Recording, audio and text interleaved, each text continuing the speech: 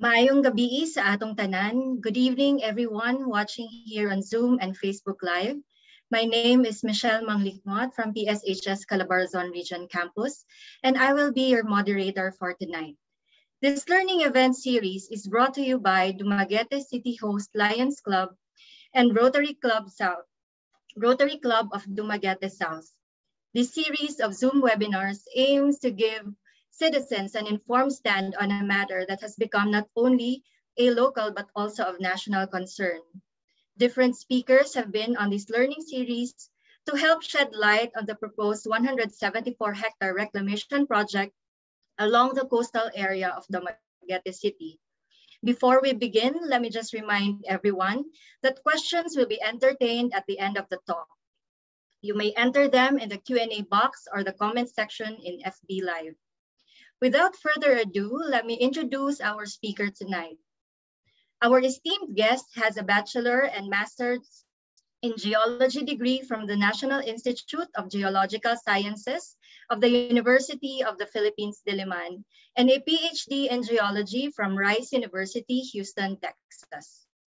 He has been a faculty member of UP-NIGS and the Marine Science Institute for several years, and was the director of the Office of Project Management and Resource Generation, Office of Research Coordination, University of the Philippines, Diliman from 1999 to 2001, and Deputy Director for Research of MSI from 2014 to 2015.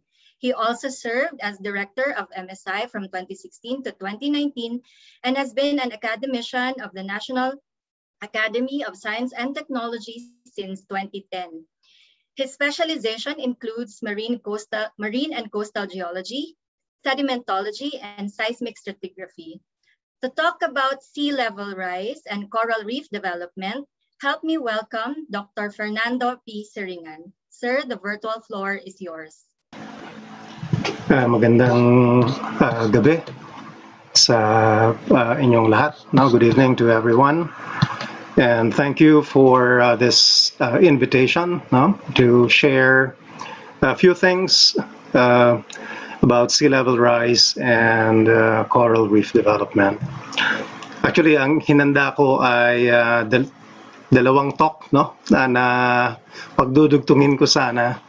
One is about coastal erosion, pero nandun yung sea level rise, and the other is about coral reefs. But I messaged Rene Abisamis. Tinanong ko, gaano ba kahaba itong presentation? And sabi niya, nako, 20 minutes lang. So I had to just work with the second half, which is about sea level rise and coral reef development.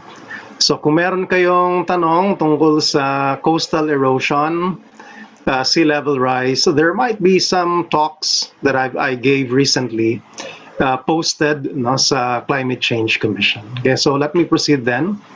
Let me share my PowerPoint.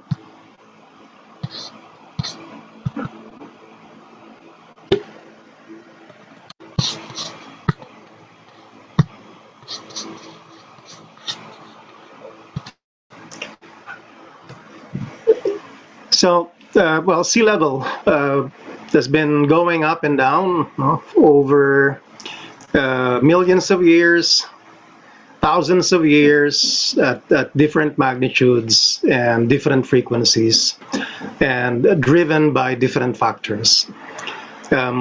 We'll focus on the sea level rise that took place during the past 18,000 years and how that relates to the development of coral reefs, and then move on to look at the most recent events of the rise of sea level due to global warming. Okay. Baka familiar na kayo dito sa larawan na ito. And shown in this diagram are the well-known morphologies of coral reefs. So we have, for the first set over here, the fringing reef, where the reef is attached to the mainland. And you can see in this feature that the landmass is volcanic in nature, and Dumaguete has volcanoes in it. The other The second morphology that is shown here is called the barrier reef, and the barrier reef is separated from the mainland by a lagoon. And then the third morphology is the atoll, wherein you don't have a landmass at all, but you do have the reef in a circular fashion, and then you have the lagoon in the middle. Charles Darwin, long time ago, when he was visiting the Pacific, actually observed several volcanic islands, and he saw this changes in the morphology of coral reefs, and he was the one who worked things out long time ago, that the different morphologies is in fact related to the behavior of the landmass to which the coral reefs are attached to. Merong ang pinaka-hypothesis niya ay lumulubog yung bulkan, pero ang coral reef, since it is made up of living organisms, they are able to catch up, or they are able to adjust to that rise of sea level. And so through time, you develop the morphology from that of a fringing reef to a barrier reef and to an atoll. This is an example of a fringing reef. This is in Batangas, in Lian. And you can see the shallow areas here na mas light ang kulay niya. No, yan bale yung fringing reef. At yan ang pinakamarami na morphology sa Pilipinas. Siguro maganda para sa mga tiga Dumaguete, pag-isipan ninyo, sa paligid bale ng Negros, hindi lang sa Dumaguete. Anong uri ba ng coral reef morphology mayroon? O siguro ang mas immediate na tanong, saan ba sa isla ng Negros mayroong mga coral reef, no? Ang nakita ko sa mga posts sa Facebook, no, in relation to the issue of reclamation in Dumaguete, no, merong buhay na coral reef dyan mismo sa harapan ng syudad ng Dumaguete, and that's something to be thankful for. So this is from a satellite data between Cebu and Bohol, and this is itong part na to. You see this bluish line, may dalawa na linya dyan. That's a double barrier system na makikita sa Bohol. And then in this photo as well, the Olango area, itong part na ito, makikita itong circular area na to. That's an atoll system, no? But for very huge atoll systems in the country, now we have to go offshore. We go to the West Philippine Sea. And off Zambales, itong bahaging ito, no? Close up tayo dito. That's the Panakot Shoal or Scarborough Shoal. Atin yan, ano? Ito yung close up sa kanya. At ito ang scale. This is about 11.4 kilometers. So ang lawak nito ay mahigit 12-13 kilometro. At itong lawak naman dito ay mahigit 24 na kilometro. So this is a very huge atoll system. At yung lagoon ay shelter para sa mga mangingisda, no? Mapa-Pilipino man ito o tiga-ibang bansa na nakikidayo sa atin upang mangisda. Pero na lamang yung mga nangaangkin ng hindi kanila. Ito naman, West Philippine Sea pa rin sa Kalayaan Island Group. This is the Pag-asa Atoll. At dito sa right na ito, right side, that's the Pag-asa Island.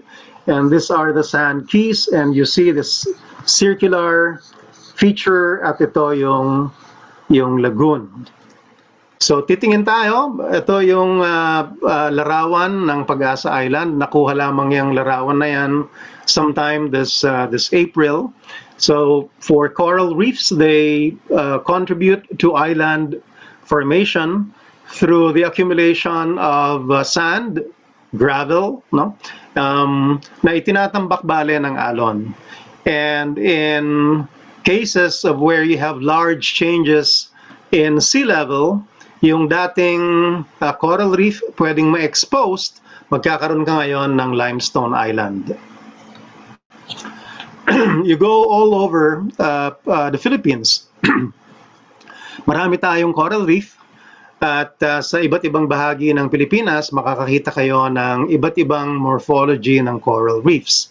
Nabanggit ko na kanina, madami sa Pilipinas ang fringing reef at ang mga fringing reef na ito ay kadalasan nakakabit sa mainland ng Pilipinas or sa large islands. But you go to the smaller islands, mas makakakita ka ng konting barrier. At you go further offshore, you can see huge atoll systems. And the West Philippine Sea hosts many atoll systems. The Tubataha Reef in the Sulu Sea is also an atoll system. Based on the morphology alone of these coral reefs, we can say something, no, general na trend. Ano ba ang ginagawa nung kalupaan? Ito ba ay stable? O kaya ito ba ay umaangat? O ito ba ay dahan-dahan na lumulubog?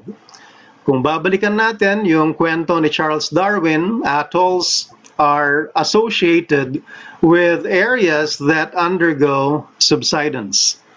Fringing reefs are associated with areas that are more stable, and in other places, perhaps areas that have undergone uplift. So there is a relative fall of sea level rather than a rise of sea level.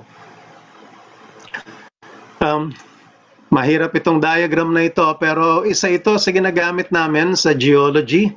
Kapag itinuturo namin ano ba ang gagawin ng coral reef kung ang dagat ay nagbabago-bago ng posisyon. If sea level starts to go up, and that is for this diagram over here, but the rise of sea level is very slow. And by slow, it would be in millimeters per year. Coral reefs can easily keep up with that rise of sea level. Pwedeng sabayan ng coral reef ang ganung bilis ng pagtaas ng dagat. Kung ang dagat ay stationary lang, no, hindi gumagalaw, ang lupa hindi din gumagalaw, then ang tendency ng coral reef, lumapad dito. At yan ay diagram na nakalagay dito. The coral reef will undergo progradation. Lalapad bale yung reef flat niya. But if the reef, if sea level starts to go up rapidly, and the accretion of the reef is not able to keep up with the rate of rise of sea level, and the magnitude of the overall rise is huge. Ang huge pinag-uusapan natin dito ay tens of meters. Then, pwedeng-pwede na yung response ng coral reef ay yung tinatawag natin na drowned. Ito yun bale, tumaas ng mabilis at malaki ang itinaas ng dagat, hindi nakahabol ang coral reef, nalunod siya, drowned reef siya. And we have many drowned reefs in the Philippines as well. One of the biggest that has been unable to keep up with the rate of rise of sea level is the Benham Bank, papakita ko mamaya, pati yung Reed Bank, no, sa West Philippine Sea. 18 to 20,000 years ago, yan yung period sa history na tinatawag na geology-wise, na history. Yan yung tinatawag na last glacial maximum. That was the time when we have this huge ice masses in the Arctic, in the Antarctic, and in the mountains in many places in the world. Saan galing yung yelo? Ang tubig ng yelo ay galing din sa dagat. No?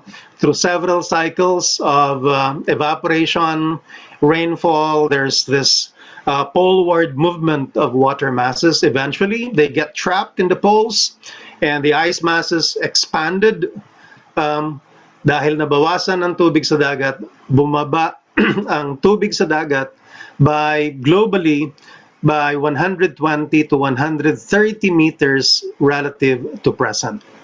Now, in this diagram, which is a diagram that was constructed by Paul Yu, working in the Yellow Sea, looking at the river deposits of a large river system, na yung Yellow River, na work out na meron siyang reconstruction sa nature ng sea level rise in this part of the world.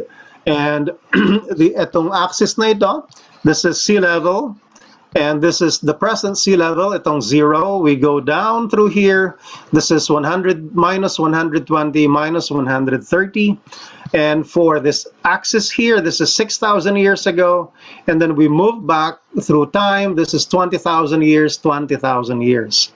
And so for this sea level, andito siya during the last glacial maximum. That's about minus 120 meters. And then it started to go up. Stable, go up, stable, and then a huge rise, which is labeled MWP-1A, stable, and then here another rapid rise labeled as MWP-1B. Now, MWP stands for melt water pulse. Ito bale yung mga mabibilis na collapse ng ice masses, specifically in Antarctica. At itong mga pagtaas ng dagat na ito, in the case of Meltwater Pulse 1A, yan ay umaabot ng 30 metro. At ang bilis ng pagtaas na yan ay umaabot bale ng nasa sa halos sentimetro kada taon, or even faster, lasting for a few hundred years. Ang Pilipinas ay madaming coral reef at nasa tropical area. Noon pa man, meron ng mga coral reefs sa Pilipinas. So kung mayroon kang ganitong kabilis at kalaking pagtaas ng dagat, ang isang katanungan, ano ang nangyari doon sa mga coral reefs na yon? Ang isa sa mga ginawa namin na pag-aaral ay tiningnan namin ang bathymetry, yung hugis or anyo ng seafloor sa ilang bahagi ng Pilipinas. At ang isa sa mga napag-aralan naming lugar ay ang Apo Reef sa Mindoro. Gamit bale yung pansukat sa lalim ng tubig, which is called a multi-beam system. It utilizes several sensors to send out several signals. At gagawan ng survey, ito bale yung produkto nung survey namin sa Apo Reef. Yung kulay itim dito sa bahagi na ito, ayan ay mababaw na katubigan, kulay orange, medyo malalim-lalim ng konti, papunta sa blue ay mas malalim na tubig. Mag-zoom in tayo ng konti, tingnan natin ang mga bahaging ito. Tinuturo ng mga kulay puti na arrows, those are identified as old reefs na naiwan na drown na siya dahil sa pagtaas ng dagat, At ang isa sa pag-confirm namin ay nag-dive kami sa lalim na 30 to 40 meters. Part nitong study na ito is to look at the coral assemblage and the fish assemblage at those depths. Kasama ko dito si Patrick Cabaitan at saka si Cesar Villanoy.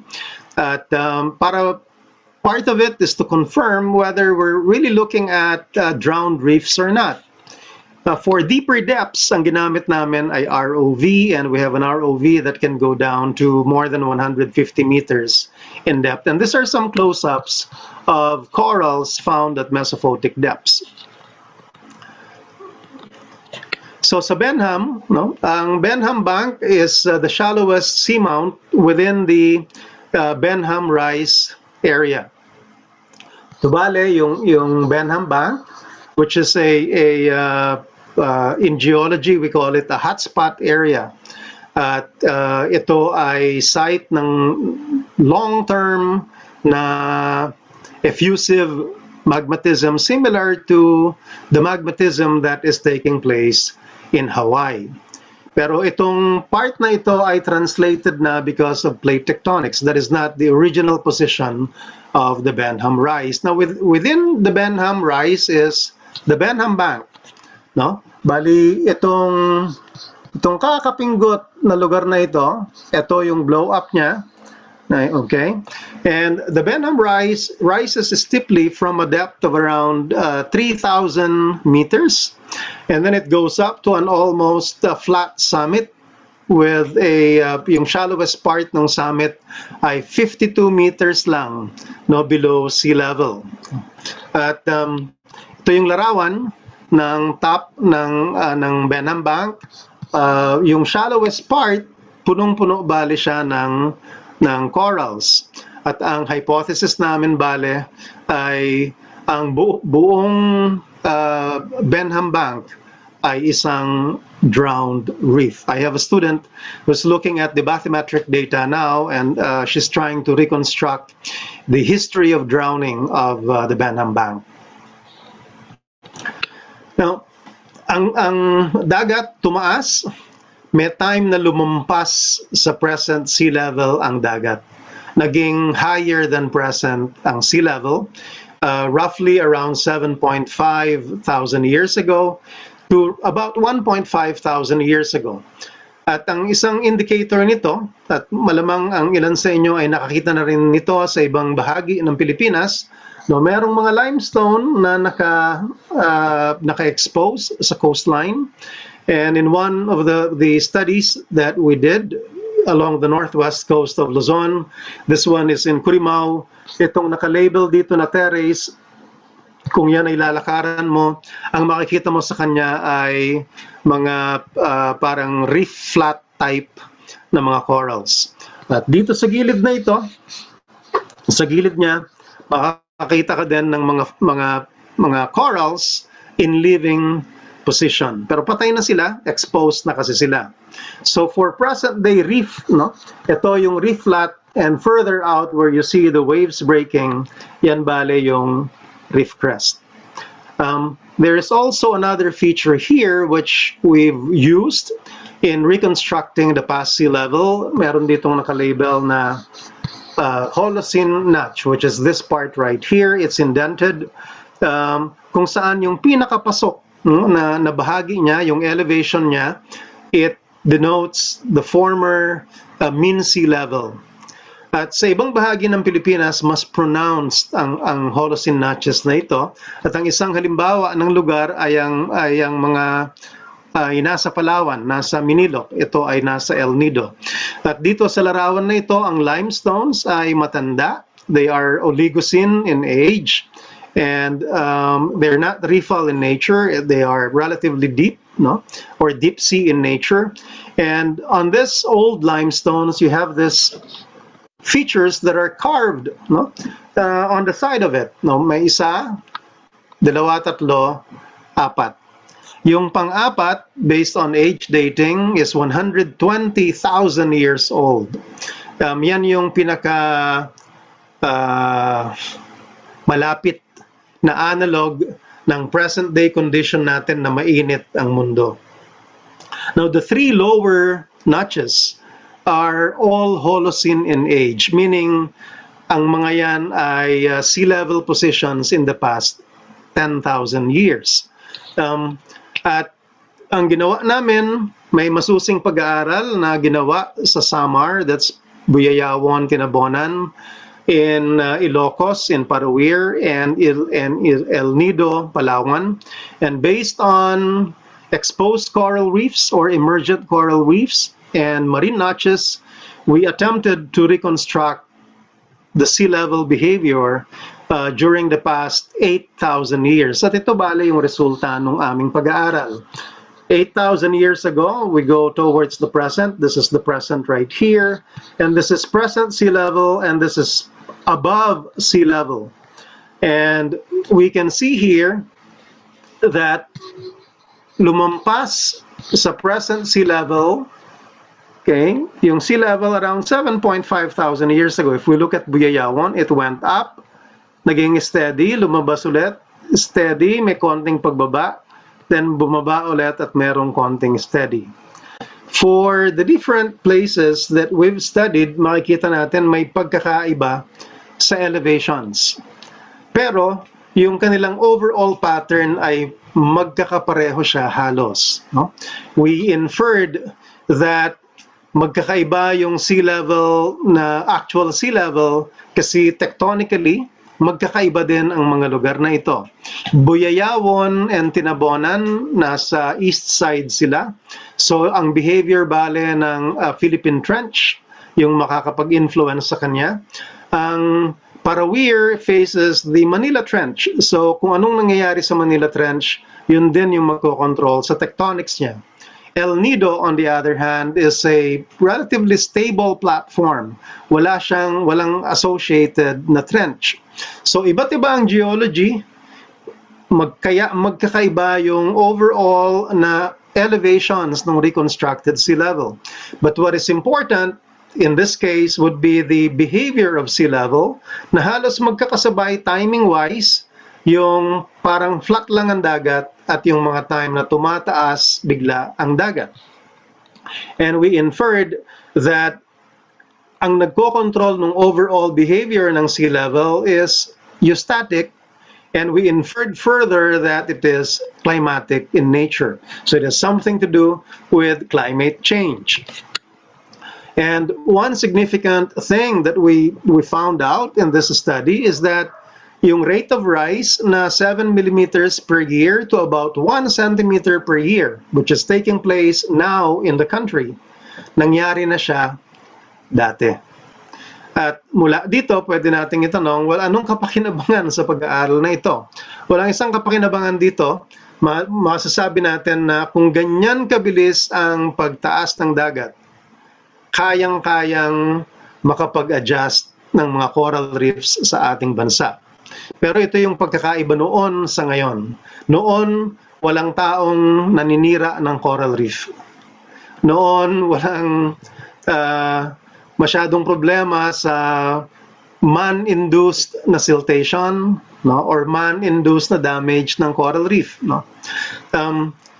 Kaya mahalaga para ang coral reefs natin makapag-adjust sa pagtaas ng dagat na nangyayari sa pangkasalukuyan because of climate change, kailangan mapanatili natin na malusog ang ating mga coral reef.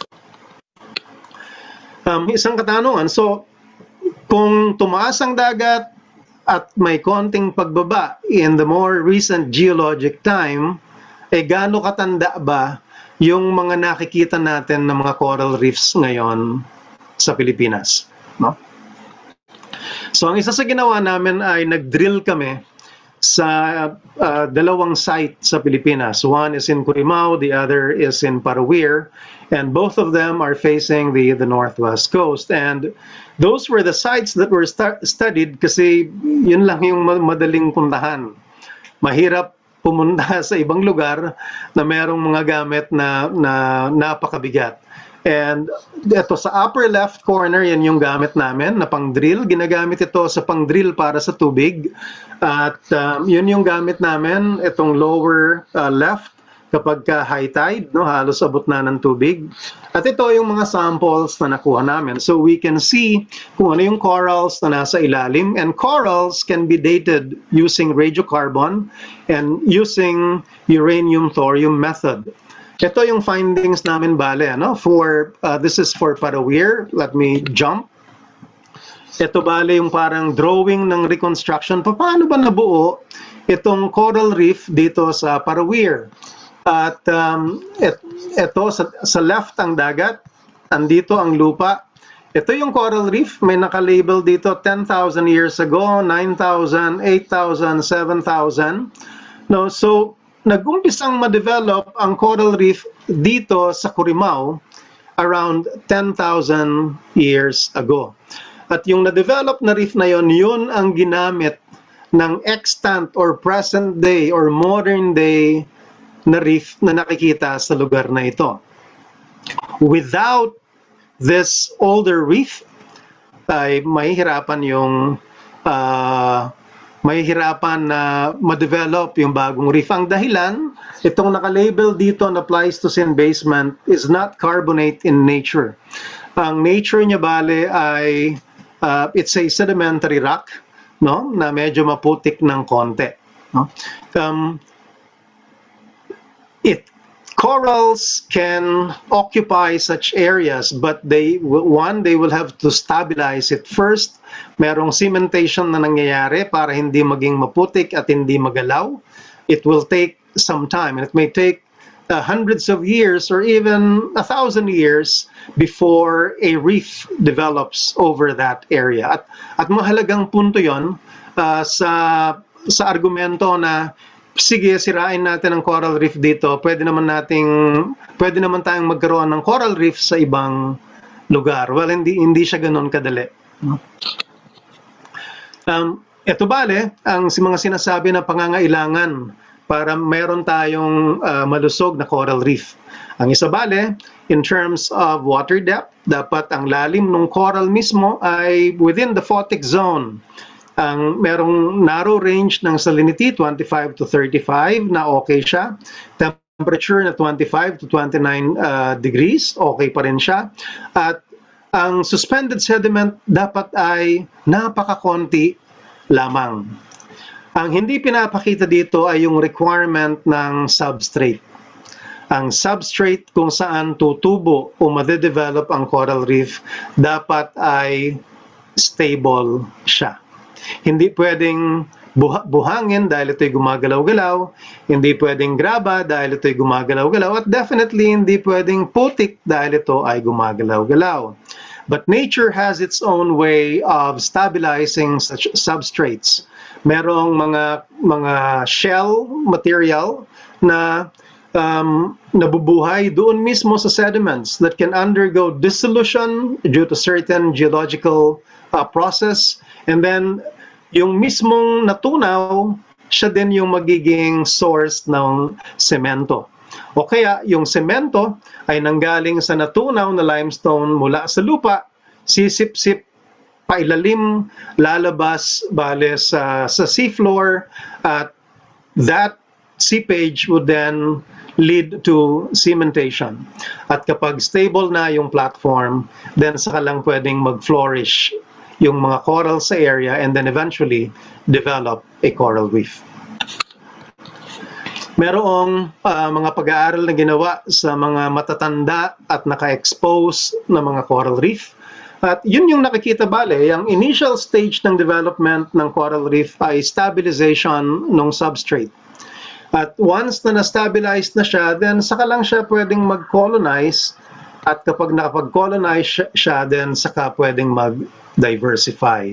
And by doing that, you're actually developing the reef. Umaangat siya at lumalawak siya until you form a continuous feature na pwede na siyang tawaging coral reef.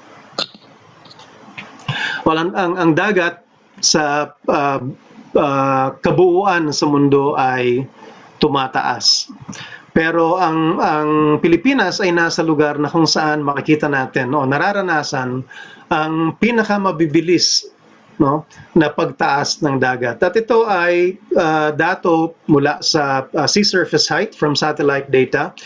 Sea level around the Philippines between 1993 to 2000, tumataas bali siya ng anywhere from 7 to 8 millimeters per year. I-round off na lang natin para mas madali. Isipin lang natin, tumataas siya ng 1 sentimetro kada taon. Pero may pag-aaral na ginawa. Ang pangalan ng mga nag-aaral ay yung main author is si Wright-Brook.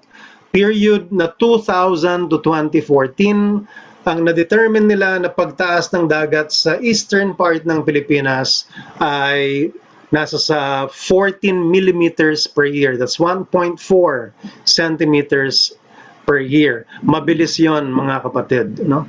At ang projections bale, lahat ng projections sa climate change studies, magpapatuloy ang pagtaas ng dagat at lalo pang bibilis ang pagtaas ng dagat. Ano ang pwedeng gawin ng coral reefs? No? Ang larawang ito ay nakuha over the reef crest of a Manpulo in Sulu Sea, and on the left side is the open ocean, on the right side is the reef flat, and between that, itong namumuti na ito, doon sa lugar na yan yung reef crest bale. Nababasag ng reef ang alon, no? Andito sa open ocean, hahampas sa reef crest, nababasag siya. Pagdating sa reef flat, nabawasan na ang wave energy. At isang kadahilanan nito kung bakit nagkakaroon tayo o nakakabuo ng mga isla kasi naiipon ang buhangin dahil hindi malakas ang alon. Humihina yung alon pagpasok, no, doon sa reef. At ang kapakinabangan na ito, no, related bali ito sa pagprotekta sa coastline. We did a study for almost 4 years for the entire coastline of La Union. At ang napansin namin sa mga lugar, yung kulay dilaw, na ang beach ay it's being fed by the river, no? So the beach material is land material, no? At sa mga lugar na may coral reef at ang beach material ay derived mainly from the coral reef, nakita namin ang pagkakaiba na ito. Doon sa lugar na beach material niya galing sa lupa, no, or it's the beach material was delivered to the coast by the rivers, mabilis ang pagbabago ng shoreline position. Pwedeng mabilis na pag-abante, pero pwede ring mabilis ang pag-atras. At yung overall trend dito sa La Union, nakita namin net erosion since the 1960s. In some places, they exceeded 500 meters. Doon sa lugar na mayroong coral reef, meron ding konting erosion. Pero konti lang, no? Just a few tens of meters of erosion. Both the carbonate beaches and the beaches fed by the rivers, they're facing the same ocean. They're experiencing the same waves. They're experiencing the same tectonics. So ano ang pagkakaiba? Well, babalikan natin yung kanina na itong sa reef na ito, binabasag ng reef yung alon bago ito pumunta sa dalampasigan. Nabanggit ko din kanina, in carbonate beaches, no? Hindi ko pa pala nabanggit, I'm jumping. Ito ay modeling na ginawa ni Cesar Villanoy at sabit din ako dito. Ito ay modeling na ginawa sa wave behavior as it passes through a coral reef. Yung kulay blue na lugar, ito ay dagat. Itong mapula at madilaw, that's the reef crest. Itong kulay puti dito, yan ay lupa. Pinapakita dito, bale, na nababasag a large part of the wave energy na dissipate na paghampas doon sa reef crest. Well, ano ang pwedeng mangyari kung tataas ang dagat? Well, tumaas man ang dagat, ganun pa din. Andun pa din yung utility nung reef. Malaking bahagi pa din ng wave energy ang babasagin ng reef. Kaya malaki ang kapakinabangan na healthy ang ating reef. Muli, the reef will be able to keep up with the rise of sea level if it is a healthy reef. Kung lalakad kayo sa dalampasigan associated with coral reefs, you might have seen these materials, no? Those materials are derived from the reef itself, no? Pwedeng coral fragment mismo, pwedeng yung halimeda, pwedeng mollusk, merong small organism called foraminifera, pwedeng echinoderms. Halo-halo sila, they will then make up the sand found along the beach. And the beach will continue to be stable or even prograde, daabante siya, if you have a healthy source of reef material. Kapag wala ng fresh material na napupunta doon sa beach, maski walang sea level rise, ma-erode ang beach. Ang dahilan, the beach materials will undergo dissolution. And this photo shows an example of an area where there's no input of fresh material. The sand materials and the gravel materials are all old materials at yung kanilang mga gilid matatalas, parang kinain ni Pacman. Kasi natutunaw siya, they undergo dissolution because of the interaction of the sand with fresh water. Ay, yung fresh water kasi ang pH niya ay mababa, pati yung rainwater, ang pH niya ay mababa. At through time, eventually, bibigay din yung sand grains sa beach. So kailangan natin ng healthy na coral reef para ma-maintain ang sand budget sa beach. Kailangan natin ng healthy reef para ma-maintain yung pagbasag niya sa alon bago ang alon ay humumpas sa dalampasigan. At kailangan natin ng healthy reef so that it can keep up with the rise of sea level. Magandang gabi po sa inyong lahat. Maraming salamat. Thank you, Sir Ando, for that very informative talk. We will now go on to our open forum. So again, you can post your questions sa ating Q&A box or sa comment box natin sa ating Facebook Live. So for the very first question, sir, will the reclamation change the sea level of Dumaguete? Can this cause flooding? So related po dun sa magiging flooding. Kung sea level po ay hindi kasi maliit lang yung lugar. Kung ang sea level ang pinag-uusapan natin, ano?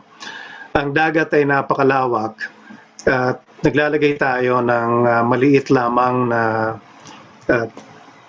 relative to the size of the ocean. Ang liit-liit ng ating inilalagay doon sa ire-reclaim na area. Siguro ang mas tanong ay dapat nakakonsentrate lang doon sa pag nag-reclaim ba, pwede bang lumala ang pagbabaha doon sa inland area? Siguro kung ganun ang tanong, ito yung magiging sagot ko. Ang magiging sagot ko, unang-una, ay gaano ba kataas nilang gagawin yung reclaimed area? Pangalawa ay ano yung mga daanan ng tubig na mahaharangan? Kung haharangan mo ang daanan ng tubig, di syempre may imbak ang tubig doon. Kung ang taas ng reclaimed area at itong reclaimed area ay nakakabit doon sa mainland, pero ang taas ng reclaimed area ay mas mataas kesa doon sa existing na land, then magkakaroon ng ponding effect. Pwedeng maipon ang tubig, hindi kaagad siya makakalabas doon sa dagat. Thank you, sir. I think related din yung second question. How many years are we looking at before the sea level rise would make the reclamation and possibly the coastal area useless? Okay. Mahirap sagutin yan, ano? Kasi hindi natin alam ang design ng ire-reclaim na area. So it's hindi natin alam ang elevation, no? So mahirap ko siyang sagutin. If you can give me something na mas specific, then siguro mas mawiway ko yung sagot ko doon sa tanong na yan, ano? Pero let me give you an example. Let's talk about the Dolomite of Manila Bay, and you're probably familiar with it. Whoever asked this question, you're probably familiar with the Dolomite issue, and you've probably seen some videos or photos of the Dolomite area. Kapag bumabagyo, nakikita mo na sinasampahan ng tubig yung part na yon, di ba? So kung ganun kababa, itataas mo yung dagat. Paano pa kung may bagyo? Di syempre, ito ay papasukin lang kaagad ng tubig, dagat. No. So, yung tanong ay, in reclaimed lands, ang ilan sa concerns ay, gaano ba ito dapat kataas? Ano yung materials na gagamitin? Paano siya proprotektahan sa hampas ng alon? At dapat, sa mga nagpaplano, dapat naka-built-in na ang dagat ay tumataas at ang mga bagyo likely ay magiging mas frequent, no? At pwede pa nga, at ito ay totoo sa Atlantic, sa Pacific ay hindi pa nakikita yung trend, sa Atlantic ay lumalakas ang bagyo. Sa Pilipinas, or sa Pacific Ocean, ang projection na ay dumadami ang bagyo. Ayun. Thank you, Sir. Next question po from our Q&A box. Can we say that our coasts from Sibulan to Darwin are ideal for coral reefs to develop?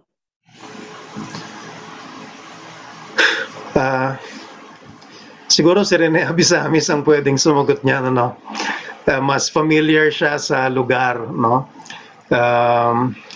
But this is what I know of Negros. You have two huge volcanoes. One is active, no, yung Canlaon. The other is based on the classification of Phoebolts, inactive. But very steep ang slope niya. The implication is that very efficient ang transport ng sediment papunta sa coastline. At kung ganyan bali yung setting na malapit ka sa ilog, then likely na yung lugar na yon ay hindi makaka-develop ng coral reef. But in areas where you have hard substrate na walang malapit na ilog, no? At meron ng say communities ng coral, then yun yung potential site na through time pwede siyang ma-develop into a reef. Pwedeng kung nasa audience si Rene, mas maganda na siya yung sumagot noon, no?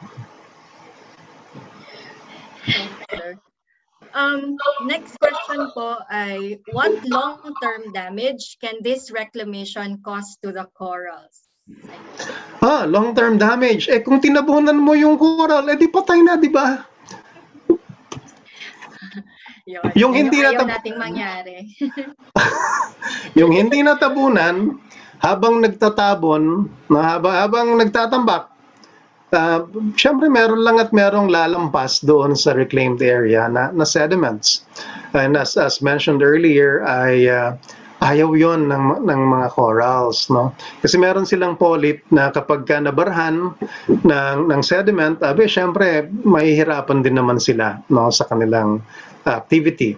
And they may have to spend a lot of energy in clearing off the sediment, and maubusan sila ng energy, no?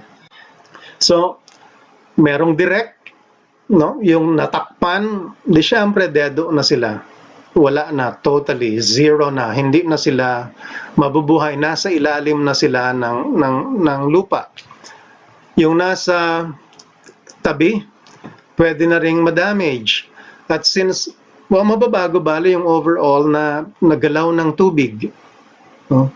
At depende sa galaw ng tubig, pwedeng mahukay, no, yung mga naitambak, o yung mga dating nandun na, pwedeng mahukay naman. And that would be detrimental to whatever corals are left in that area. Thank you, sir. Next question po, more on coastal sediments. So in Dumaguete, we have coral reefs, but the sand is not white, and we have rivers close by. This sand is more like gray. Does this mean the reefs are not that healthy, or did the sand come from the volcano nearby? Meron talagang mga lugar na magkahalo, no, mixed yung sediment niya. Kung meron kang coral reef sa malapit, pero meron ka ding ilog sa malapit, no, pero malamang ang ilog na yon, ang dala-dala niyang sediment ay dapat hindi maputik, no? Kasi kung maputik, wala, dedo ang corals natin, ano? So having a coral reef and a river na adjacent sila sa isa't isa, nangyayari din yan. Pero yung ilog na yon, ang character niya, dapat ay coarse-grained siya. Hindi siya mayaman sa pinong material. Okay? Kasi ang kalaban ng corals ay yung fine-grained material. Ang fine-grained material pwedeng malayo ang kanyang marating. At they can rest on corals that are located kilometers away.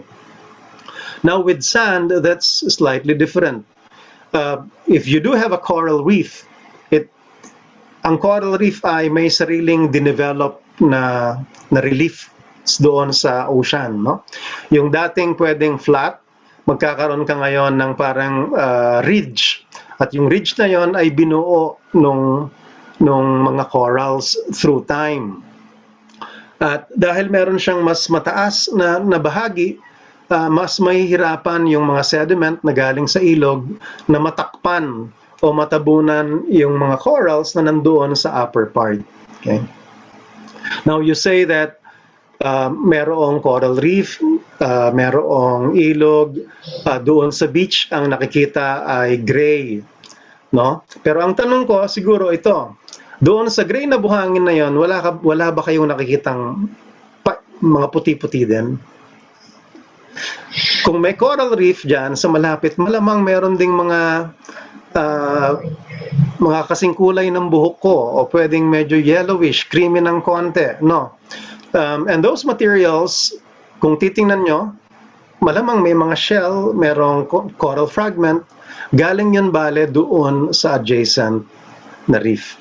So, pwedeng merong lugar, no? Kasi mas offshore naman yung reef, na matatransport ang material towards the land, pero sa land, meron kang ilog, at yung buhangin sa ilog, pwede ngayong maghalo yung material galing sa reef at material galing sa ilog. May kapakinabangan na long term. One, dalawa yung source ng sediment mo, hindi lang isa. Pangalawa, the carbonate material through time, matutunaw yon doon sa ilalim ng natambak na buhangin.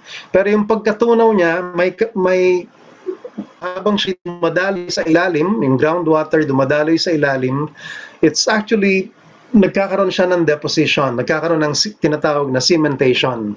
Kaya yung mga buhangin na dati ay loose, siya ngayon ay parang sinemento. Magkakaroon ng tinatawag na feature na beach rock at nagpapatibay ito sa ating mga beach bale.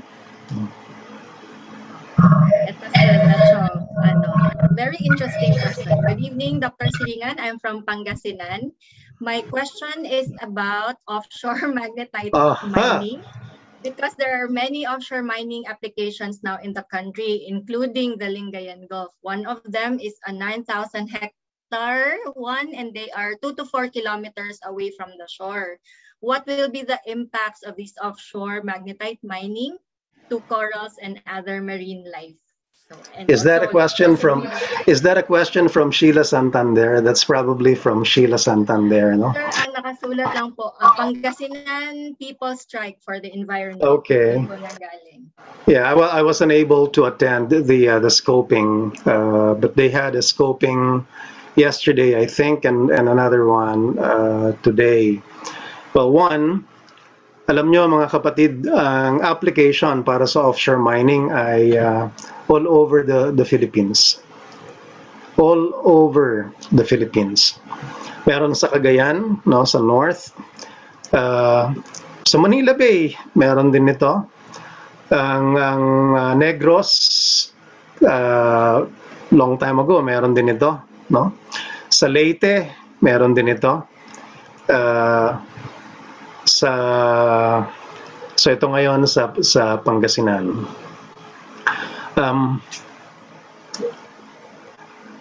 Ang isang tinatanong ko sa mga nakakausap ko, well, una, siguro i-direkta natin sa EMB, sa DENR, kasi sila naman yung sa permitting, no, na process. MGB goes through the process, but eventually the permitting process is with EMB. Anyan din siyempre ang BIFAR. No? Well, unang tanong ko, anong impormasyon ba ang nakalap ng mga proponent tungkol sa kung ano ang maiistorbo doon sa ilalim ng dagat?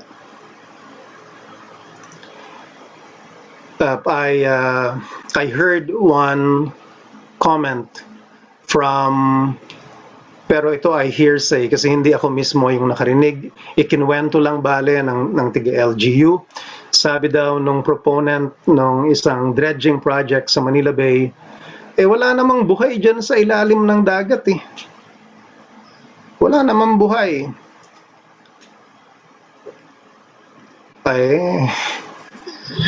Hindi naman yung totoo, mga kapatid. maski naman anoxic, yung wala ng oxygen doon sa ilalim ng dagat. Merong nabubuhay kasi merong mga nabubuhay na organisms maski walang oxygen. So, hindi tama yon. So, ang dapat na igiit, ano ang matatanggal, ano ang masisira doon mismo sa pagtatanggalan ng mga buhangin. Well, one, in Pangasinan, and you can look up our publication, makikita nyo yung kung saan ang nasa top ng seafloor ay putik at hanggang saan lang ang buhangin. In the area where they do have the yung proposed na dredging site, actually putik yung nasa directly on top of the seafloor. So they have to dig through that, no? Yung kukunin doon are paleo shoreline deposits. Dating nung mababa ang dagat, nandun yung shoreline. Tumaas na yung dagat, so nalipat na yung shoreline. Nandun yung concentration ng magnetite sand, no? Kaya yun yung kukunin nila. Kasi naubos na long time ago ng PhilMag yung magnetite sand sa La Union hanggang Ilocos at merong nangyayari na magnetite mining ngayon sa lupa, no, dyan sa Pangasinan mismo. Kasi pinapayagan din naman ng local governments, maski nabawal siya yung beach mining sa ating water code. Bawal po yun no? Ngayon, balik ako doon sa offshore mining. Mga kapatid sa reclamation, pasensya na, iba yung topic Okay lang, sana okay lang ito sa inyo, no? Unang tanong, ano yung mawawala? Kasi bubungkalin So, madidistorbo yung benthic organisms, no, doon sa seafloor. Makakabalik ba sila? Ano ang halaga ng benthic organisms na ito sa overall na ecosystem ng lugar? No? Sa pangingisda in particular, no? Kasi yun yung direct na may effect sa kabuhayan ng mga tao at sa pangailangan ng mga tao. Pangalawa, kapag binungkal natin ang sediment sa seafloor, nabanggit ko na kanina, immediately on top of the seafloor, it's muddy material. Saan siya pupunta? Ano ang mangyayari sa kanya? Malamang kakalat siya. At kapag kumalat siya, ano ang matatabunan naman niya? At ang mabilis na pagtabon ng muddy material sa isang seafloor, it can choke the organisms, no? Living in those areas. And fine-grained materials can travel long distances. So, alin ang mga matatabunan? Alin yung mga magiging apektado, bale? Ang tanong, sa pag-aproba ng EMB, meron bang ginawang pag-aaral yung proponent sa kung ano ang masisira?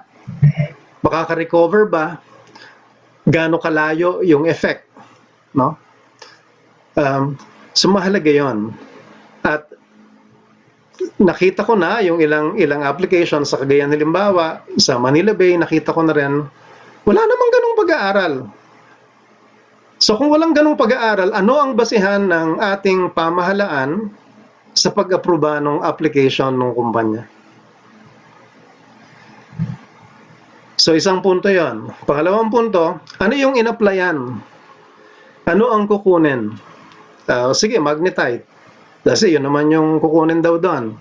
Sa Pangasinan, kung magnetite, ano yung dineclare nila na ore? Magnetite is, it's an iron ore, Fe2O3. But it's not just iron. Kapatid ng magnetite, ang mineral na ang tawag ay ilmenite. FeTiO3, F-E-T-I-O3. Yung Ti, that's titanium. And titanium is not cheap, no? And then there's another one, which is also in abundance in magnetites, vanadium. Vanadium is a rare earth element, and I know that the name of the company from Australia is in fact named Vanadium whatsoever, di ba? But ano yung dinideclare nila na kukunin nila? Ano yung ore na dinideclare? Mura ang iron, mas mahal ang titanium, at definitely mas mahal ang vanadium. Pero hindi lang yan, hindi ako titigil sa kwento ko. We've analyzed more than 100 samples from many places in the Philippines. And many of the samples, in fact, have traces of the platinum group of metals.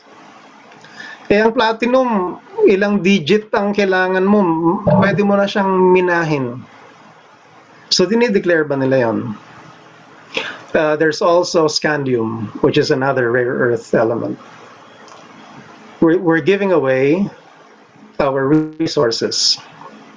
We're allowing those who are doing mining along the beach, Zambales, for example, and this is taking place there now, we're allowing them to erode our beaches. They've done that in the past. They've done that in Cagayan, in fact. They're doing it now along the river in the guise of dredging for flooding. Tama na, yung puso ko masyado nang mabilis sa tubok. Okay, sir. Balik po tayo dun sa reclamation. So I will read two questions na related to one another. So someone is asking if we can recall the powerful storm surge coming from Typhoon Yolanda that bravely hit Tacloban City back in 2013. I would like to ask for an opinion on that. What we can do just in case when a similar situation would happen in Dumaguete City in the future, and assuming that we already finished with the reclamation project and the coast may be affected with the impact. And then yung second question po, how do you think a reclamation of 174 hectares in front of the coast of Dumaguete could pose damage or danger in the near future, whether it be environmentally, socially, and or economically? Okay, well, so let me address the storm surge question first. The height of the storm surge that can be formed along a coastline is, yes, it is dependent on the intensity of the wind. It is dependent on how fast the eye of the storm is moving towards land. It is dependent on how close you are to the right field of the storm, kasi ang ikot niya ay counterclockwise, ano.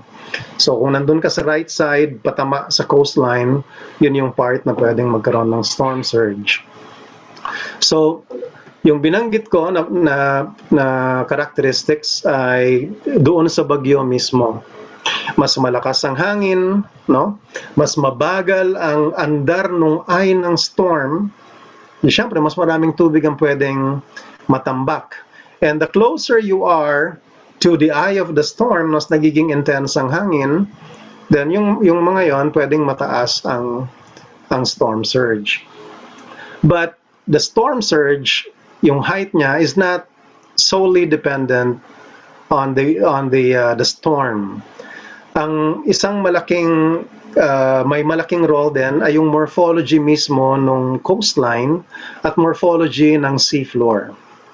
Ang dahilan kung bakit sa Leyte ay ganun kataas ang naging storm surge ay dahil sa una yung morphology overall ng San Pedro Bay. Funnel-shaped valley siya.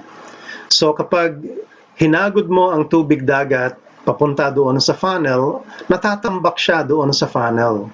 Merong San Juanico Straits. Tama ba, San Juanico? Oo. Andun yung San Juanico na bridge. Pero ang kipot lang noon, so konti lang yung pwede niyang maisiksik na tubig doon. Pero ang daming tubig sa dagat na pwede niyang hagurin. So morphology ng coastline. Ang pangalawa ay yung morphology mismo ng seafloor. Ang morphology ng San Pedro Bay ay medyo flat siya or gentle. Hindi siya yung konting layo mo pa lang sa coastline ay kulay blue kaagad ang tubig or malalim na kaagad ang tubig. So, ang nangyayari dito ay mas may lugar para maitambak ang madaming tubig. Ang nangyari sa Samar, sa Leyte, ay nagsama yung malakas na bagyo, no? At yung morphology overall ng San Pedro Bay at yung seafloor morphology. Buti na lang mabilis ang takbo ng eye ng storm ng Yolanda. Kung naging mas mabagal siya, magiging mas mataas pa yung storm surge na maaaring mabuo. Ngayon sa tanong na pwede ba itong mangyari sa Dumaguete? Well, you try to look at the coastline of Dumaguete. Meron bang lugar na kung saan ang hugis ng coastline ay katulad ng San Pedro Bay? Sa pagkakaalam ko, merong maliit lang yung Sipalay, sa Sipalay, yung anong what do you call Campomanes Bay, I think. Tama ba ako? Yeah, pero ang layo nun sa inyo, di ba? Right where you are, medyo mas, although it's high res, it's rugose, but you zoom out, you don't have any feature similar to that of Samar Leyte. Okay, and that's probably something to be thankful of. You don't have that type of overall coastal morphology. But that does not mean na hindi na pwedeng magkaroon ng storm surge. Okay? Depende pa din doon sa seafloor morphology. If the seafloor morphology is steep, then it's less likely that you will have a large storm surge. But if you have areas with relatively flat morphology, which is over a very wide area, then yun bale yung potential area ng generation ng medyo mas mataas na konti na storm surge.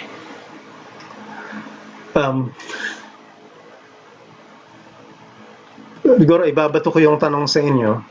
Sa pangkasalukuyan, kapag may bagyo na dumadaan, na ang track ng bagyo ay slightly to the south of Negros, yung eye of storm, nagkaroon na ba ng storm surges sa lugar ninyo? At gaano katataas ang mga ito? Kung ang sagot ay oo, at ngayon ay naglagay ng reclaimed area sa harapan ng coastline.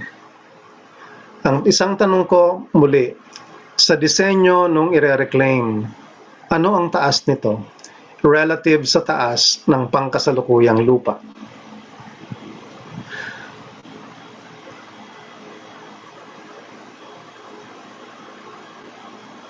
Meron lang at merong pwedeng pasukan ng tubig.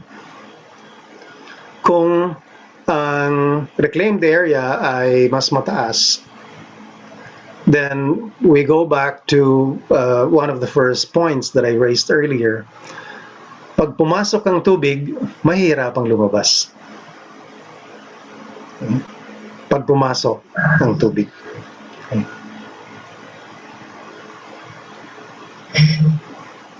Thank you, sir.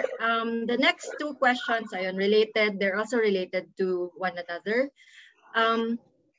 What's your opinion, Doc Siringan, on artificial reefs being installed instead of protecting the existing coral reefs? And the other question is, do you think the Coral Nursery Unit project is good in propagating our corals?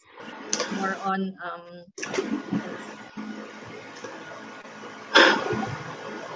Anong klaseng artificial reef ba ito?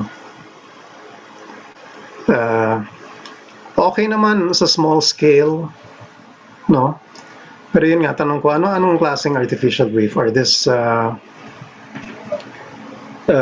Yung jackstone, yung reef ball, no? Yan ba yan?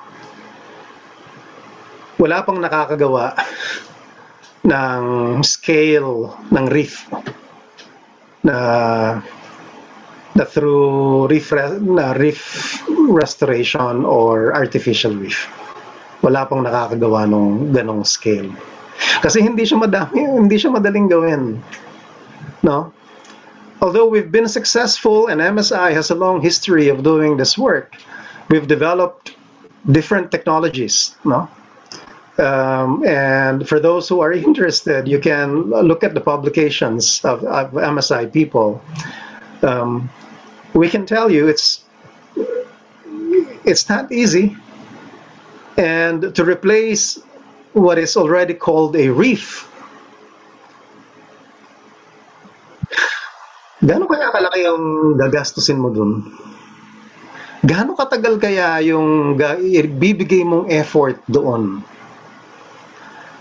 One of the points that I raised earlier is that it takes a long time for a reef to develop. Even if you have the right conditions in terms of the depth, in terms of the absence of suspended materials, in terms of having low nutrient input from the land, even if you have those,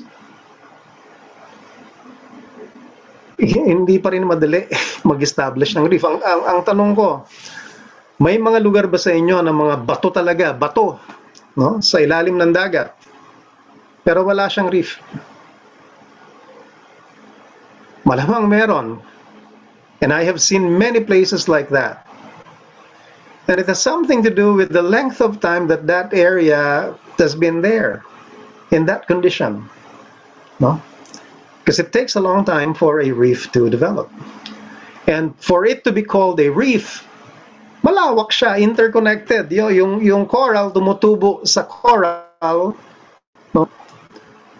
How do we do that? Even with what you're calling it artificial reef, but the artificial reef is such a small thing. Now you put a few blocks, that's not a reef.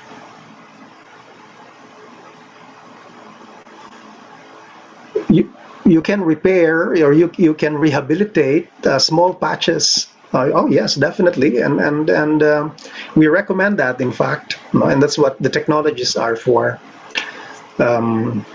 But not to establish an entirely new reef. No? Mahirap gawin yan, mga kapatid, unless you're willing to spend much more than what the reclamation would bring in as funds for the city. And you'll have 100 years to work on it. For emphasis, coral reefs are not built in a day. So matagal na panahon bago tayo magkakaroon ng matatawag na coral reef. Alright, so next, ito sir, related din. So balik tayo kay Manila Bay Dolomite. So can we safely say that the reclamation done in Manila, like SM, MOA along the Rojas Boulevard, would be very dangerous and cause floods in Metro Manila? And is the DNR program on Manila Bay Dolomite sand any good or is good? Well, one, the geomorphic setting of Manila is very different from that of Dumaguete. Ang Dumaguete, meron kayong anlapit-lapit lang na bundok. Okay. Ang Manila, medyo malayo-layo pa rin yung Sierra Madre, no? Malawak-lawak pa din yung flat area. And that's a major consideration. Two, ano pa nga ba ang consideration, no? I have to qualify my answer kasi mahirap na diretsong sagutin ang tanong. Kasi ang tanong ay medyo magkakahalo yung component niya, no? Well, siguro unang tanong, i-partition ko. Overall na tanong, masama bang mag-reclaim? Masama bang mag-reclaim? Well, una, saan ba magre-reclaim? Ano yung purpose ng i-reclaim? Ano yung mawawala? Ano yung mag-gain? No? Yung mawawala ba ay pwedeng mapalitan? At yung mag-gain ba ay talaga ba itong kailangan? In many places in the Philippines, the ports are built on reclaimed land. Okay. Now, that's not to say that you can just reclaim anywhere if you're building a port. Okay. There are ports that are badly placed, but badly designed. Okay. And yung footprint ng ports ay maliit din lang. Okay. So, merong papasok dito yung economics, no? Ano yung mawawala? Ano yung mag-gain? Pera, pinag-uusapan, ano? Pero, bukod sa pera, pag-usapan din natin yung buhay yung ecosystem mismo. Yung matatabunan, mapapalitan ba siya? O hindi? Meron bang pwedeng somewhere else, yung mga matatabunan ay andun pa, buhay pa sila. At pwedeng meron pang balance overall sa ecosystem doon sa lugar. So, yun yung ilang considerations, no? Sa question ng flash flood,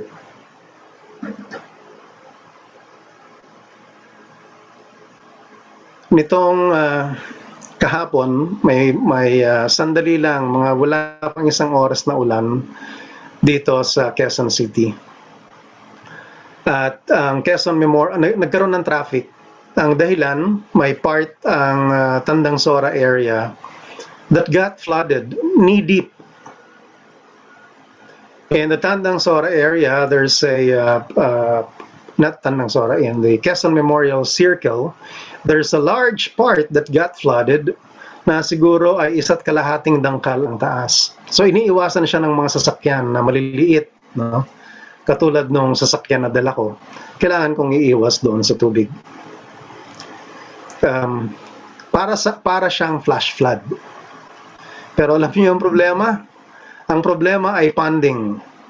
Bakit may problema ng funding? Kasi hindi maganda ang design ng daan. Hindi tama yung lugar ng mga pasukan ng tubig. At sino ang may gawa nun?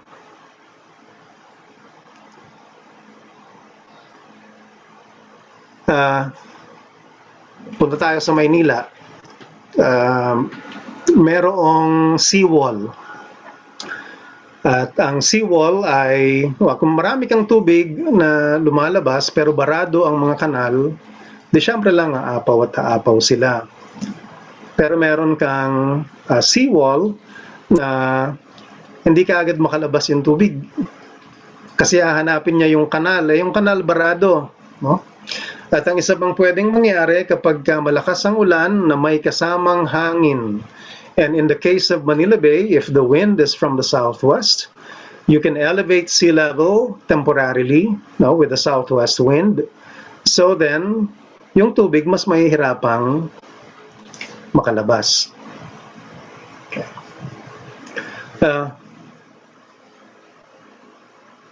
Yung mas tinutukoy nung tanong ay, yun bang reclaimed lands, siya ba yung naging sanhi ng flash floods?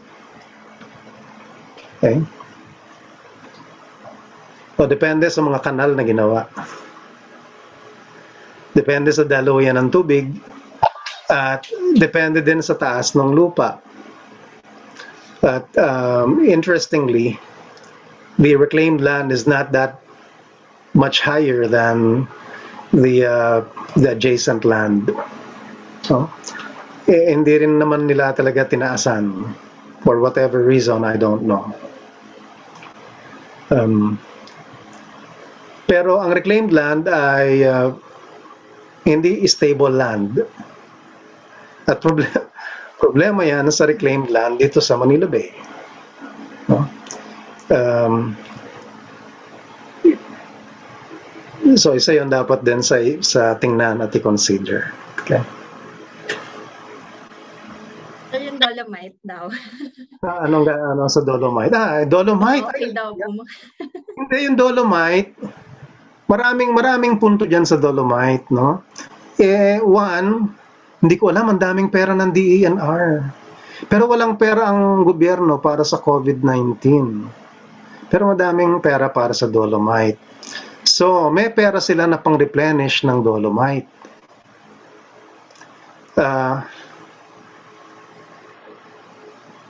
Hindi naman siya maputi, no? Yellowish naman yung Dolomite. No? But you can see the cloud of Dolomite being washed away every time there's a storm, no? So they have to keep on replenishing the Dolomite.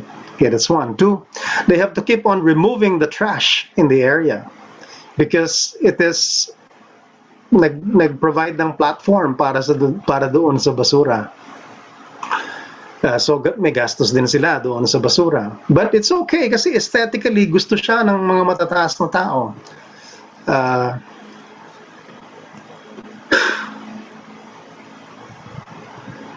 Ano pa ba sasabihin ko dyan sa Dolomite? Okay lang. We can move on to the other questions po. Actually, I would like to ask a question in relation to yung tectonic setting po ng Dumaguete. So I'm not really familiar with the geology of Dumaguete. So mataas po ba yung tectonic activity po ng area na yun, sir? And so kasi if they are going to put reclaimed land, palang din mag-subside din siya. No. That's one thing lang na baka mangyari. Alam nyo, merong geology school dyan, ha? Diba? Nag-o-offer ng BS Geology. O bakit hindi nila pag-aralan? Tingnan ang coastal geomorphology. Ano ang sinasabi ng coastal geomorphology? Ito ba ay lumulubog? O ito ba ay umaangat? And there are geomorphic indicators. And this would be a challenge to the geology crowd, no, geology circle in Dumaguete. Two, hindi ko alam kung merong tide gauge dyan sa Dumaguete. Kung walang tide gauge, then baka pwedeng magpalagay ng tide gauge. Pero dahil walang tide gauge, then pwede tayong maging dependent sa geological indicators ng uplift or subsidence. Meron namang mga pwedeng tingnan. Pero kailangan ng masusing pag-aaral. Kung ito ay lumulubog, tapos tumataas din ang dagat dahil sa climate change, ano na mangyayari? More money needed. Ayun. Parang Dolomite lang yan, no? Ang dami naman pera na pwedeng ibuhos sa Dolomite. Sa ibang bagay. Okay. Ayun, sir. Ayun, medyo madami ba tayong question, sir? Based on your experience, sir, how many years can degraded reefs recover with the help of human intervention? Any experience, observation po? Well, not over a large area, no, yung mga nakita ko na nakapag-recover, and one is in Tawi-Tawi, in the island of Sibutu. I was able to visit that site some years ago. I think it was in 2015, and we were looking at coastal erosion, and we did some snorkeling in the area. At may mga nakita kami doon na mga reef na sabi ko, wow, ang ganda nitong reef, no? I was told by a local that a few years before our visit, sirang-sira yung reef na yun. Okay. At yung base sa kwento, a few years. So probably that would be 5 years or slightly more. Okay. Na pwedeng maka-recover. But I don't know the degree of damage. Okay? Kasi depende rin yon sa degree of damage. Kung ang nakadamage ay sedimentation at ito ay massive na damage, malamang mahihirapan siya, no? Yung sa Sibutu, ang nakadamage ay yung paggawa nila ng maliit nilang pier At yung mga pier nila doon, as in many places in the Philippines, ay mga itinambak na bato. Hindi buhangin, hindi putik, yung itinambak. Bato yung itinambak. Pero there's a lot of movement, still, kaya may mga na-damage na parts ng reef. Pero yun, base sa kwento nung local doon, naka-recover siya after a few years.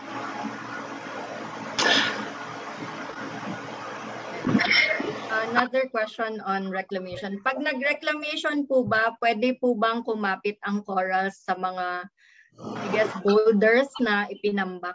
Is that possible? Pwede naman, no?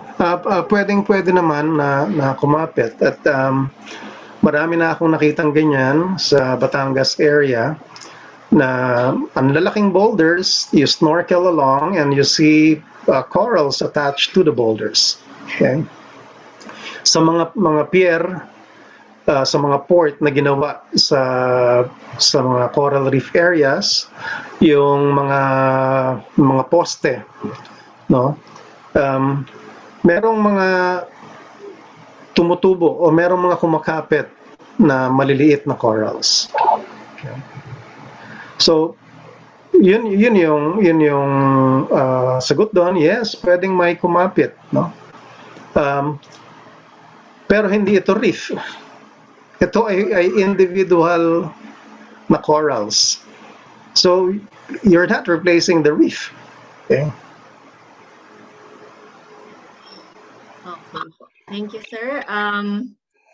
In reference to your presentation, could you present your research to our government to notify them about the sea level rise status in the Philippines and to help the islands na naglalaho na sa mapa ng Pilipinas, lalo na po ngayon na tumataas pa rin po ang temperature ng mundo? Also, probably to get funding from the UST to rehabilitate or plant coral reefs on those affected areas, or siguro reefs lang. Thank you, sir, for such a great lecture. Well, alam niyo, napapagod na ako sa pag-present ng sea level eh. Ang daming beses ko nung na-present, no? Pero kasi, Pilipino kasi ako, maitim ako, hindi ako maputi, hindi ako mestizo. Ang maputi lang sa akin, itong puti kong buhok. Kaya ayaw akong paniwalaan eh, no? We have publication that goes back to 2003 on this. A series of publications. We are cited, in fact, by many authors from outside of the country. But wala, dito sa Pilipinas, wala pa ni isang guideline na government, batas, kung hindi man batas, guideline lang, na nagre-relate sa coastal development at saka sea level rise.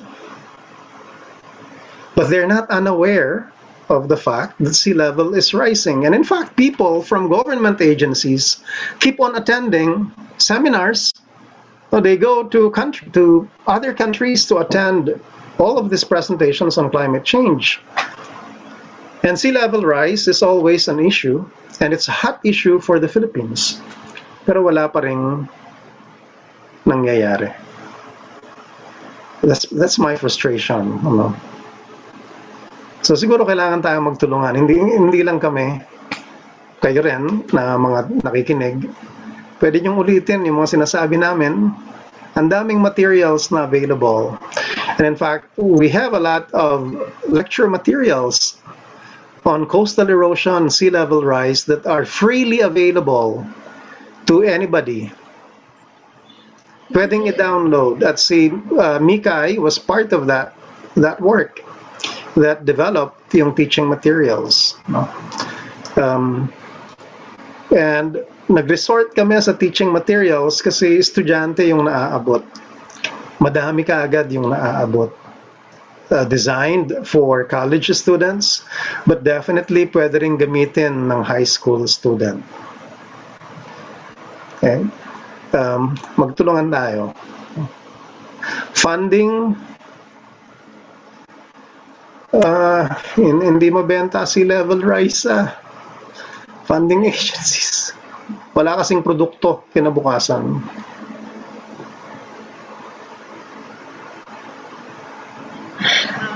For those of you interested, since binanggit na ni Sir, the materials can be accessed through the Facebook page of Sagip Baybay PH.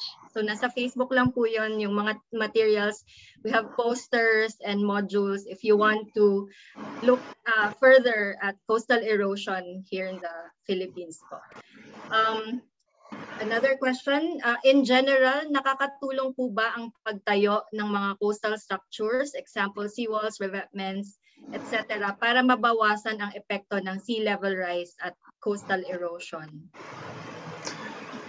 Okay. Well, hindi rin straightforward ang sagot doon. It's not yes, nakakatulong or no, nakakasama. No? May mga lugar na talagang kailangan mong lagyan ng coastal structure to protect. And in some places, if you do have a critical area that needs to be protected, then yes, hindi natin maililipat yung structure, mahirap ilipat, then yes, lagyan natin ng coastal structure. Pero sana yung coastal structure ay tama yung placement, tama yung design. Okay.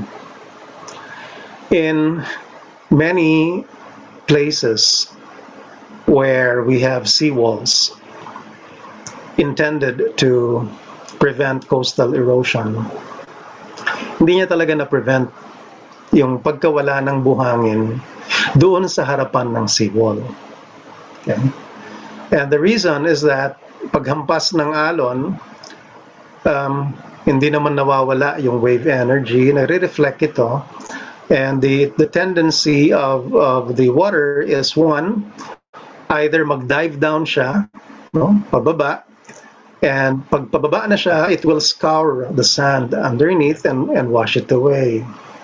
The other is that yung tinatawag na longshore current, the current formed by waves, in a natural beach, paghampas ng alon, di ba, sa sloping na beach, kakalat yung tubig, and then a part of it goes down through the sand, nagpe-percolate siya sa sand, and a bit of it goes back to the sea. Pero may current na nabubuo yung alon. Ang tawag sa kanya ay longshore current. Itong longshore current na ito, it can be swift enough to carry us, yung tao, or to carry sediments. Now, what happens kapag meron kang seawall, walang makalatan yung tubig. Concentrated yung tubig over a very narrow area. So what that does is it accelerates or it enhances the longshore current. Bumibilis ang longshore current. So kapag bumilis ang longshore current, magiging mas mabisa siya sa pagtanggal ng buhangin doon sa harapan ng seawall. Sa likod ng seawall, na-prevent yung further erosion. Ang kaso, yung harapan na nababawasan ng buhangin, through time, lumalalim siya. At kapag lumalim yung pundasyon ng seawall ay nasisira. Masisira yung seawall, kailangan nating i-repair. Yung paggawa ng seawall may cost. Yung pag-repair ng seawall may cost. At nakakita na ako ng mga seawalls na hindi lang minsan ni-repair. So ang isang consideration, kung hindi pa naman developed ang isang lugar, dapat ay tingnan na kaagad na erode ba to o hindi. Dapat ko na ba tong iwasan? O pumunta lang ako elsewhere, i-develop ang ibang lugar para hindi ko na magiging problema ang coastal erosion later on. So isang consideration 'yon doon sa ganitong issue. May mga coastal structures din na siya mismo yung cause ng erosion. yung mga solid-based na pier na katakot-takot sa Pilipinas. At ang mga LGU, paboritong pier yon, hindi on stilt ang pier, no, solid-based. Madaming fisheries na pier na solid-based. Madaming PPA, PRA, at PPA na port na solid-based. They interfere with the longshore current. So ang isang side niya pwedeng, lumalapad ang lupa. Sa kabilang side, nauubos ang lupa. And I don't know why our engineers cannot design. No, that's not right. They can actually design. It's just that ang laging consideration ay yung cost ng project. Walang consideration doon sa impact ng project. Thank you, sir. I think we are down to the last 4 questions. Ito, sir, related. And I think may nabanggit na po kayo tungkol dito. In any case, how do you see the overall condition of our coral reefs 50 years from now?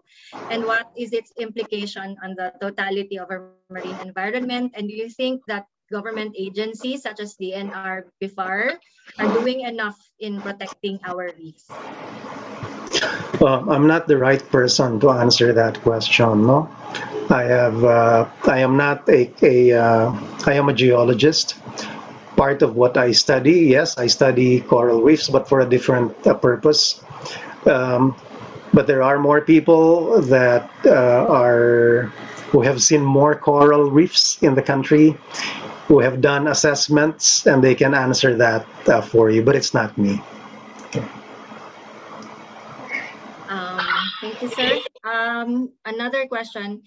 I am Darwin from Bicol. Tanong ko po, if may epekto po ba ang pagkakaiba sa coastal erosion ang mga type ng reef?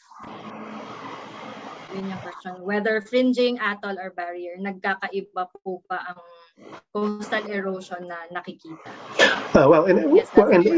In the first place, yung occurrence ng beach ay magkaiba din. Pag fringing reef, naka-attach yung beach mo doon sa lupa, no? If you have an atoll, or if you have a barrier, then you might be looking at something like Pag-asa Island. Pag-asa Island is kung total na ito ay coral reef, low-lying island lang siya. Well, for all reef morphologies, pare-pareho yung kapakinabangan doon sa adjacent reef. Kasi one, sila yung source ng sediment mo. Kung wala sila, din wala kang buhanginan na maputi, no? Na gustong-gusto ng Pilipino. Kung hindi sila healthy, ganun din ang effect, no? Mababawasan ang sand supply mo at mas makakapasok yung alon. So sana nasagot ko yung tanong mo.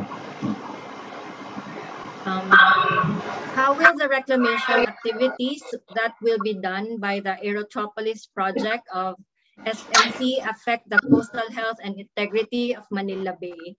Will this project affect the sea level rise in the whole Manila Bay area? Well, una, katulad yan ng tanong para sa Dumaguete, yung sa sea level, pag nagtambak ka, tataas ba yung dagat? So yung sa aspect na yon, sabihin ko ulit, napakaliit nung lugar na yon para magkaroon ng effects sa overall na taas ng dagat. Kasi hindi naman enclosed ng dagat, connected siya hanggang Pacific, no? Pero ang Aerotropolis, if you're really interested, you can nga ba to? Ilang minuto pa ako, pwede pa ako magkwento? Go lang, sir. No problem. Okay. So sige, ang SMC, sa may Taliptip, it will be built on top of a portion of the Delta Plain na ang ilalim niya medyo makapal, ang malambot na lupa, yung putik, Pangalawa, overall ay nasa lugar siya na mabilis ang paglubog. At ang isang dahilan ay dahil sa excessive groundwater withdrawal. At yung excessive groundwater withdrawal is due to two things. One, ay dahil sa domestic use, industrial use, fish pond use. At ang tinatap ay shallow aquifers. And the excessive groundwater, bumibigay ng aking lalamunan, no? Last question na to, no? Yes, sir. At yung excessive groundwater withdrawal na yon induces faster dewatering of the mud underneath. Okay? And that leads to fast rates of subsidence. So lumulubog siya. Now here comes a reclamation project. Maglalagay ka ng, tatambakan mo siya. No, pero tambakan, no, hindi mo tatanggalin kung anong nasa ilalim, tatambakan mo siya. At itatambak mo, syempre, may weight din yon. Okay? Ang mga sediment, they undergo natural compaction. And these are natural sediments, okay? And natural compaction for deltaic materials like those found along the delta plains north of Manila Bay, nasa sa halos 2 milimetro kada taon yung natural compaction niya.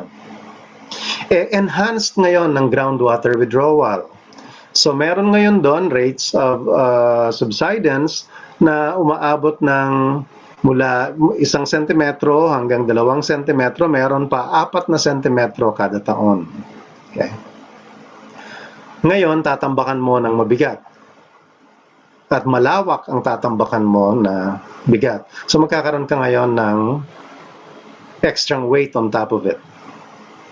So if the groundwater withdrawal is not corrected, no, andun pa din siya, excessive pa din siya, andun pa din ang natural compaction, magkakaroon ka ng enhanced compaction kasi merong itinambak na material, and sea level is rising because of climate change, no?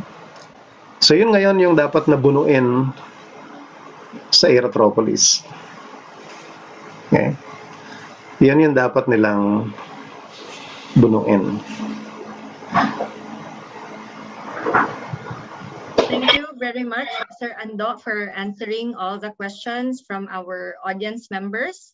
But before we close, may I ask for a final message from you?